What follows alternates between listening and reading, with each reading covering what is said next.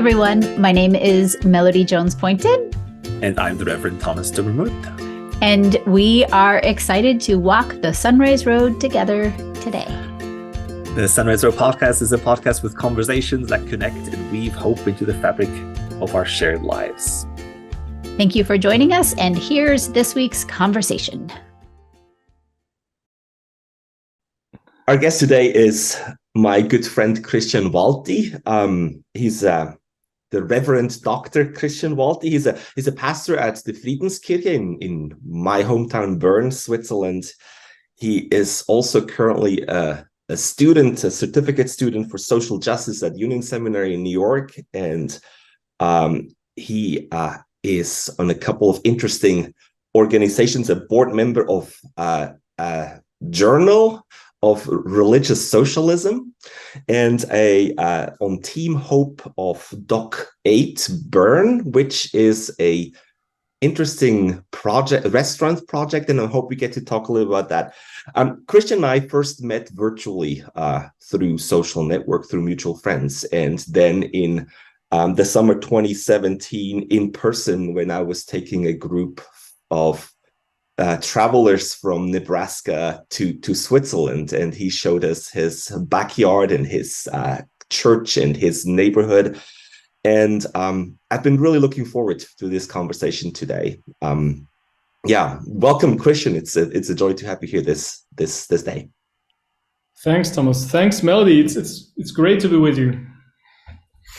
I think maybe a good place for us to start, because we're talking about evangelism and what that means in our current context and in the world today and in the church. What do you, if you had to write a definition for evangelism, or when I say that word, what do you think of? What is evangelism? Well, as you might feel as coming from a mainline church, it's a difficult word. So usually I don't distinct what to evangelize means and what it means to spread the gospel. Because evangelizein, the Greek word, it just means like preach the gospel in an emphatic way or in a direct way. So practically, it means to engage with people coming from the habit of the gospel, or just spreading that attitude of love throughout the world. So I think that's my definition. I'm just coming from the gospel message and not just talking about it, not just preaching it, but just living it in encounters with people. Mm. One thing now, when I think of the Swiss church, of course, I remember the Swiss church of 12 years ago, so that may not be accurate. But I always have this impression that in the Switzerland left has, I remember as a society is increasingly secularized, but even in the sense that there's, even growing up, I felt there's a hesitancy of people to use words for their faith at all. And you say evangelizing or spreading the good news is more than just words, but how do you among Swiss use words with that reluctance? Is that a challenge you see? Yeah, it is very hard to use words among Swiss, because usually they don't talk about things that really matter to them. Sounds like that's a cultural thing. Nice. Probably it's because we did lots of colonizing over there, so probably it spread to Nebraska or Midwestern, I don't know, culture. But it's kind of hard to use words anyway, because what we experience, I don't really like the term secularization that much. What I would say has a much stronger impact on our work is that religious topics and spirituality is getting more and more privatized. So in the private realm, you can talk about your experiences maybe, but you don't really have words to use in public because it gets too intimate and people are getting too vulnerable if they talk about religious experiences or what they believe or what they want to believe. So I think that's one of the main reasons why I don't like to preach in settings where people are not prepared for it. I very much like to preach. I like leading worship services and being a minister in church, but outside of church, in public areas and in encounters with people that are not that familiar with the church, I don't really like to use religious words because they very rapidly you will be in a very intimate setting and people will be either embarrassed or try to distance themselves because it's getting too close to them. So that's maybe that's the setting I'm living in. I don't know if it's similar to Nebraskans, but you could find neighborhoods or maybe some very rural areas where it might be easier, but I'm not that sure because like urbanization spread in Switzerland very quickly to the last village in the mountains. So you won't find many people that are familiar with religious language anyway. That's really interesting, and it helps. In one of our previous conversations, I sort of had this heart-sinking moment where it was like, well, why? What is the point of evangelism? Like, why would we do that? And I think that you saying this about sharing our faith, the Nebraska nice is something that we like to say, where we do share a lot about our lives, but coming from a lot of farming communities or now coming from other places, where a lot of people are now in our town, where it does seem like religion is private, and we don't want to tell each other what to believe, but in doing that, we don't share what we believe because it does make us vulnerable. It does. I mean, that's just such a lovely way to say that. And it makes me feel okay that I'm hesitant to go, preach like Paul did and stand up on a mountaintop and say, this is what, I believe. It's much more comfortable in my church with my people. Yeah. I don't think it's a very good way to testify your faith in using too much words anyway. I don't know. There was a preacher just next to our university where I studied in Zurich, and he had these hour-long sermons going on in a very loud voice, but nobody really took him seriously. He was just making a fool out of himself, and he couldn't really evangelize in that way. So I think whenever people try to do that, they are thinking of something like the Speaker's Corner or the Four of Athens, in ancient times. So they think of that, and probably that was possible in St. Paul's time, But today, to connect to people in a very public society, which has mass media and where people can connect through social media, it is not really the key. I don't believe in that. So I don't believe in street evangelization in that sense. But what we did here was something similar, but kind of different. I'm dying to hear because I would just share that practical. What we did, we weren't, when we started here with our team about 9 years ago, I didn't know many people outside of the regular churchgoers of our parish, like a group of about 20 to 30 people. That's a very small group. And I wanted to get to know people that just live in my neighborhood. It's a It's a neighborhood of the city, but it has some characteristics. So it's a rather poor neighborhood compared to others, like on Swiss standard. And and what we did is we fixed a week in summer where my colleagues and I moved their office desks to a public square. So we just had our desks on a public square. It was nice weather, and we just worked there.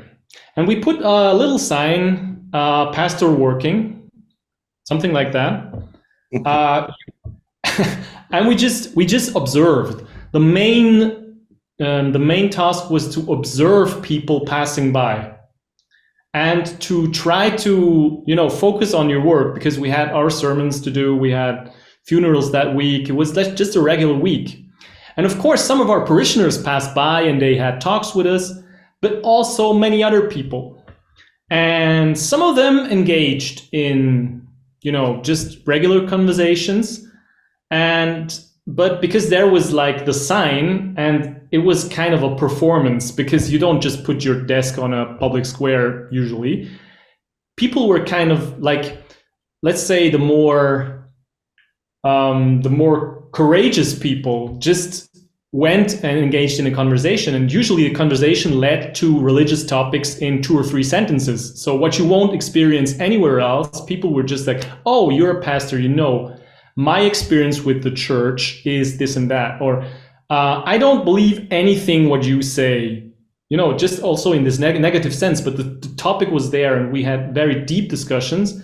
And like the experience from that week was like 4 or 5 people kind of got to know us, after 2 or 3 days passing by the desk. They just came, and one guy became like a volunteer of a program. Another person was involved in different programs.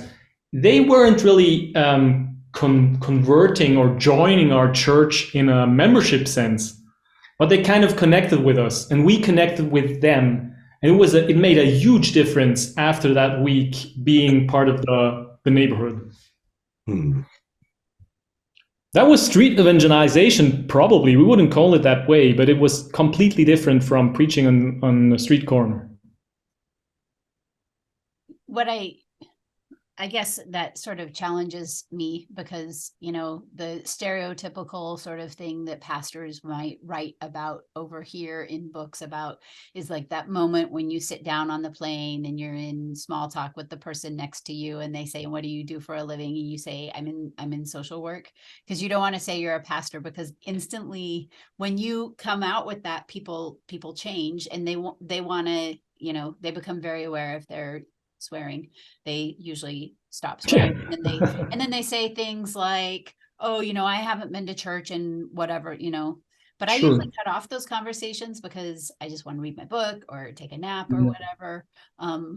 But I think in those conversations, what would happen if we were able to engage in that sort of that third place, that place away from home and work, that place where you're, in a more neutral setting, or you're even in somebody else's setting, and just able to be there and have a conversation and let them lead it, is different than what you and I would sort of think of as street evangelizing, of standing up on a box and saying, this is what you should believe.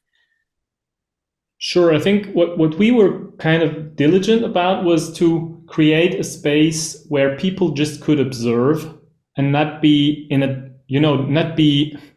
when you're sitting next to someone on a plane, you cannot change the seat that easily. So it is kind of another trapped, right? It's true. It's true. So you have to, I think what is really in my understanding of evangelization, it should be a free conversation, and everybody should be able to leave at any point without having any big regrets or any big, problems after that. And I think you really have to create that, because otherwise it would be a trap, Yeah. So that's how you feel on a plane, trapped. Yeah. If you're sitting next to the pastor on a plane, you're trapped. I mean, it's obvious. it can be easy, but people can you could also suggest, to have another conversation first and then engage in the religious stuff if people would like to engage in that. And I think many people like to engage in that, but it's kind of, you have to create the safe space for everybody to retreat, which is that's a hard thing to do. Yeah, that's why I like public spaces. That's why I also like our restaurant, just to tell you about that thing that we go there. Yeah, I'm really curious to hear more about that.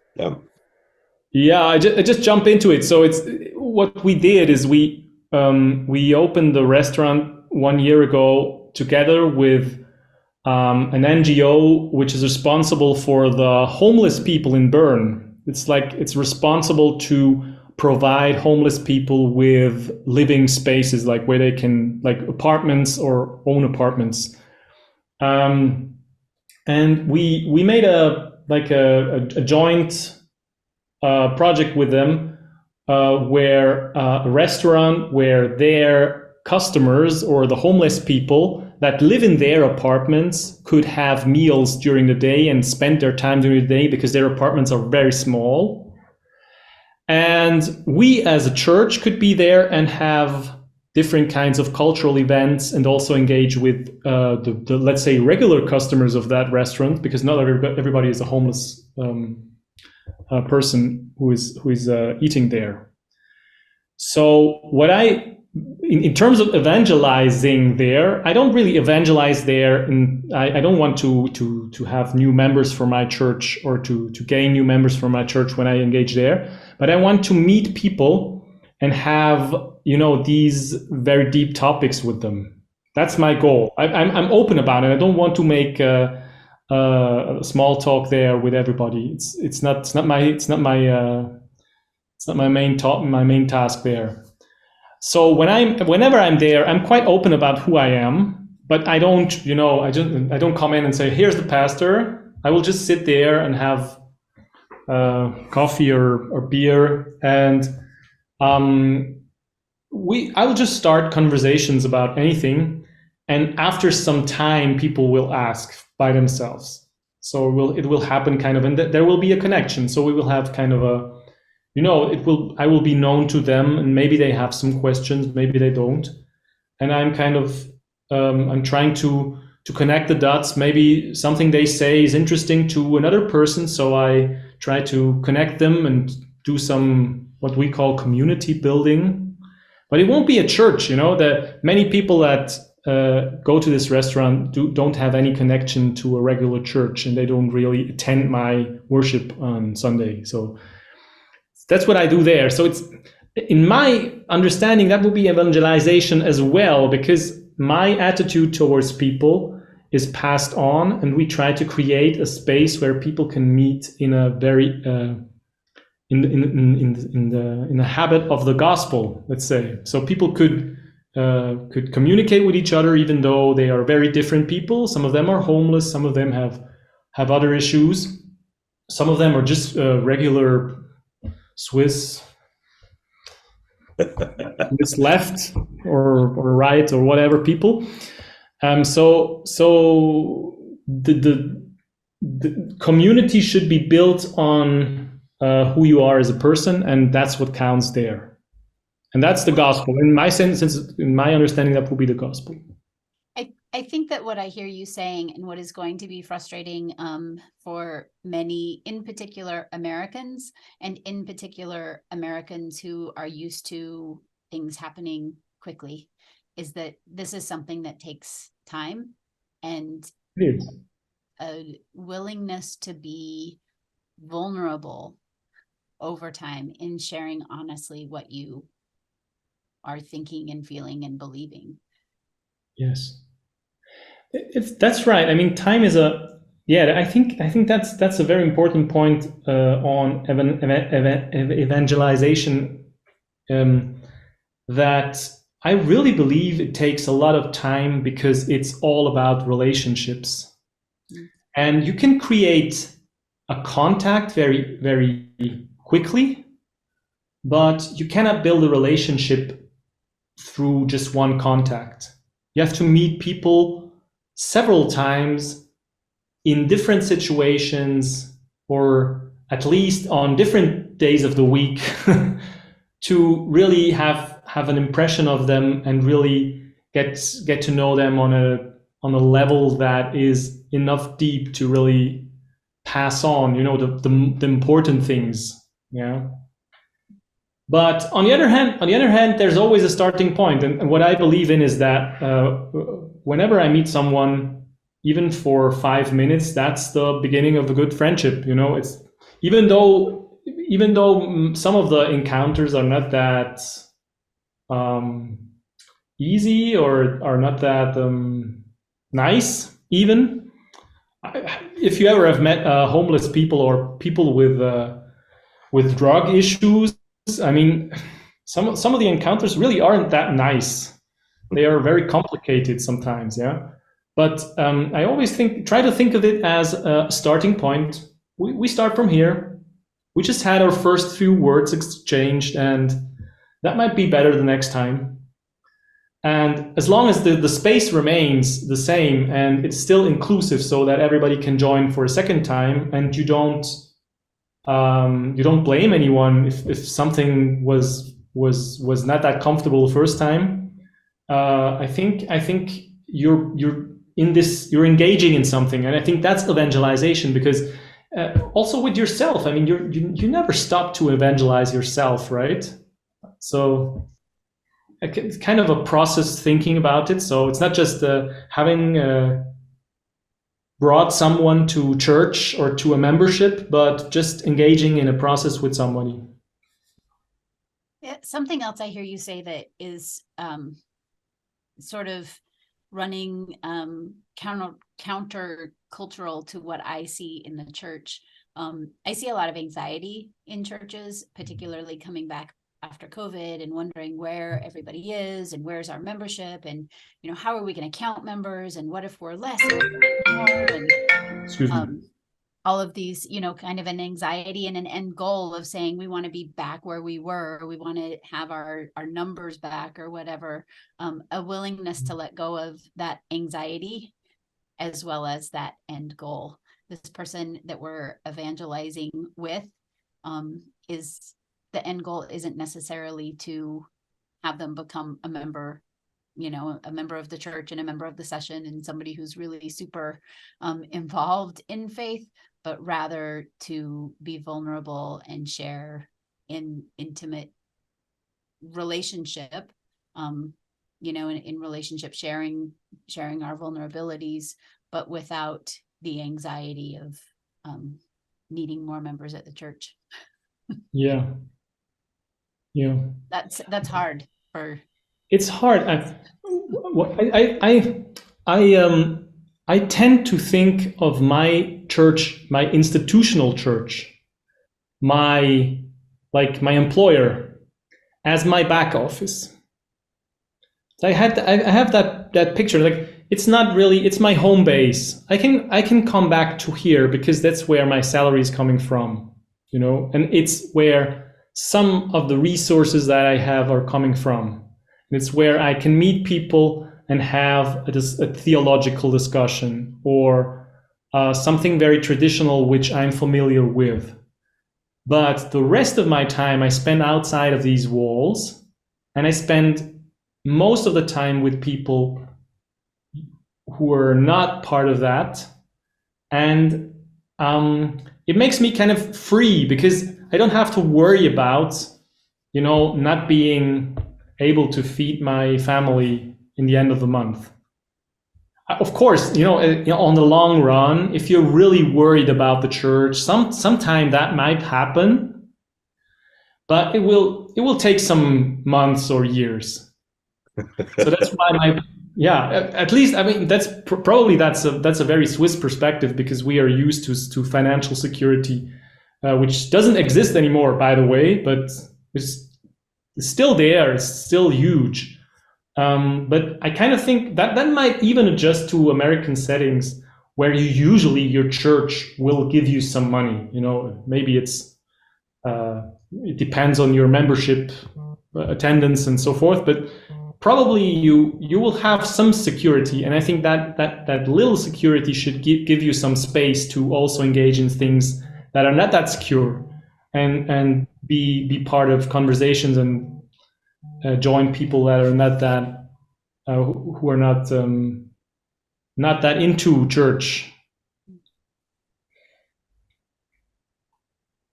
One thing I want to touch on is you have been in the past still pastor in the House of Religions, which is a house where 8 religions are roommates, and with the different sanctuaries.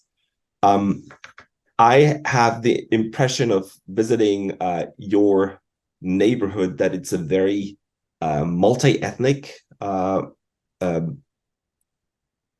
neighborhood, and I always find it interesting the interaction, and I mean, I'm very passionate about interfaith relations, but I sometimes had the impression that coming from the mainline religion or the dominant religion, we struggle a little bit to find language for our own faith.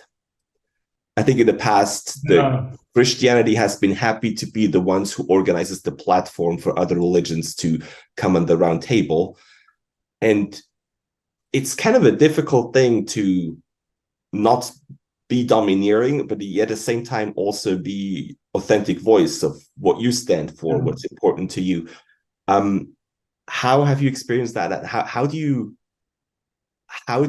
live that? Represent the gospel without proselytizing, but at the same time not hiding who you are.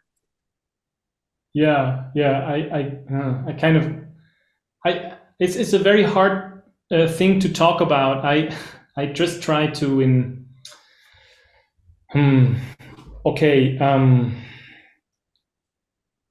do you know about the Greek goddess or the Greek god Janus? Yeah, like January, right?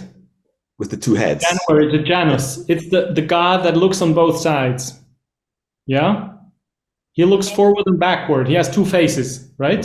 Mm-hmm. It's in the gospel, by the way. Also in Paul's letters, you have that. You can adjust to the Greeks and you can adjust to the Jews, the Hebrews. Yeah? Greek to the Greek and Greek to the Greek and Hebrew to the... You can adjust to different language settings and also to different communities. And migrants here, they all have their communities. We are not a multicultural society. I tend to say that, but that's a dream. We are living in many parallel worlds here, to be honest. And being a missionary in this setting, I use that word, or being engaging in evangelization in this setting, you really have to be able to speak different languages to different people, even though you're always speaking German or you're always speaking English. And in the House of Religions and with the other migrant communities that are in our neighborhood, I usually try to make my heart as open as possible without really offending and without really demanding too much of them. I just make one example. Like, we had lots of discussions with the Ethiopian Orthodox Church in House of Religions because they are very homophobic. They are misogynist. So women don't speak, women cannot, this and that. Women should obey, women should be quiet, and many other issues and issues with music. They don't like to have jazz music in the church building because jazz music is coming from the devil. Yeah. So it's sort of this kind of things. And it's really, it seemed to me to be very archaic being a liberal Christian, a progressive Christian. It really seemed like from another century. And I would have loved to push them in the right direction. But you cannot push somebody and encounter him in the same time. It doesn't work at the same time. So I just made like a priority list. My first priority is to get to know them and be their friend. Because I cannot be their friend and be critical all the time. You cannot engage really. So first conversations was about everything else, and was about how I was interested in their tradition, what I really liked about them. I just tried to engage with what I really liked about their traditions. And after 2, 3, 4 years, I had a very small, very, very short conversation with one of the women, because I had the impression she was actually the leader of the group. But she couldn't speak, she was silenced by everybody. And that was very interesting, because she kind of opened her heart and said that she would like to be a teacher of religion. So we tried to enable that in a very soft way, just put her to the front of certain events we had. So that was a way to engage with them. And I think that was also where I came out, of my closet a little bit more. Yeah. It's a way of priorities and a way of process. Mm-hmm. I don't really like the idea to send away anybody because he's not following my rules or my understanding at first. That's a very hard thing to do. I mean, there are people, they're really misogynist, anti-LGBTQI, anti-rights of many people. In some of their communities, they really abuse people, and that's a fact. So, yeah. Well, I want to thank you, because I know that we're on a little bit of a time schedule, and I know that you're off to have a wonderful conversation with someone. So I just this has given me a lot to think about, as Thomas promised that it would. And I guess what I've sort of heard you say is that a couple of things. One is that you're not there yet either. That thing that you said about living in parallel communities, I certainly see that here in this amazing city of Lincoln. And I think that the point of evangelism, as I've heard you say it, is to be able to share our faith, which is something that I think we need to acknowledge is a very intimate, vulnerable thing. We don't like to talk about intimacy because, our minds go to wherever our minds go, but those intimate conversations that we need to be able to have, and those are built on relationship that happen over time. And that's not going to be solve everything for the churches that really want to see rapid growth. Yeah, that's not what it's about. So I thank you so much. This has been really intriguing, and I'd love to have you back on sometime. Yeah. Thank you so much. It's really great to have two people listening to me at once. So it's great, and it's great to share. And yeah, I would love to meet you in person one day. Maybe I'll be able to come over. We're in the middle of everywhere.